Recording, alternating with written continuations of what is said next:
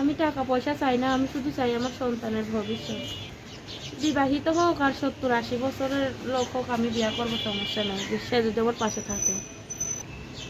ভুল করে এক জায়গায় বিয়া করছিলাম, বুঝি নাই, ছোট ছিলাম।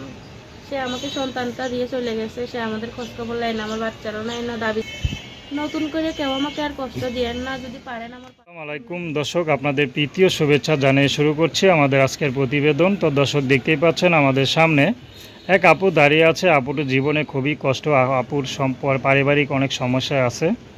তো কি সমস্যা আছে, তিনি কি সমস্যা ভুগছেন, আমরা তার মুখ থেকে জানবো। আপু আসসালামু আলাইকুম, ওয়ালাইকুম আসসালাম।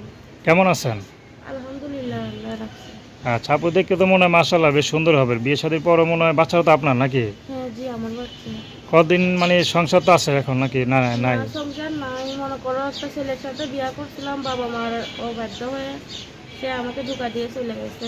আরেকটা বিয়া করে ফেলা দিয়ে তালাক দিয়েছে আমাকে। এখন এই বাচ্চার খোঁজ খবর নেয় না, আমাকেও দেখে না। আমি মানুষের বাসায় কাজ করে বাচ্চারে পালি। নাম কি বললেন? আমার নাম হাদিসা। আচ্ছা, হাদিসা, হাদিসা। খাদিজা। আচ্ছা, খাদিজা। তো খাদিজা আপা সংসার করছিলেন নিজের মানে অবাধ্য হইয়া, হয়তো তখন বোঝেন নাই, মেয়েরা একটু ভুল করে একটু ওই একটু, ছেলেটা অনেক নেশা করে, অনেক নেশা করে আর অনেক খারাপ। মানে একটু মান্দা মুঞ্জা মেয়েরা আপনার প্রেম মানে প্রেমের ফাঁদে ফালাইছিল নাকি? ছোট ছিলাম, বুঝি নাই, আমার অনেক ছোট, 15 বছরের কালে বিয়ে হয়েছিল। এখন আমার বয়স 20 চলছে। 20 বছর, 5 বছর আমার বাচ্চার সংসার। বয়স 3.5 বছর। আচ্ছা, তো এখন থাকেন কার কাছে? এখন আমি দাদির কাছে থাকি। বাবা মা নাই? বাবা তো মারা গেছে, মা আছে। মার জায়গা বিয়া দেয় না? মা বিয়া বইছে আরেক জায়গায়, মারেই মনে করো কষ্ট। আচ্ছা, তো এখন আপনার ফুটফুটে সন্তান হয়ে সন্তানটার ভবিষ্যৎ আছে নাকি? এখন আমি একটু ভালো মনের মানুষ চাই বিয়ে শাদী করার জন্য। যদি আমাকে দেখে কারো ভালো লাগে, পছন্দ হয়, যদি আমার কথা, আমার দুঃখ দেখে তার দয়া হবে, তাকে আমি বিয়ে শাদী করবো। আর আমার বাচ্চার দায়িত্ব নেবে যে তাকে আমি স্বামী হিসাবে দেখবো। দেখবেন সেও বিবাহিত, কিন্তু তারও বয়স একটু বেশি, তারা রাজি আছেন?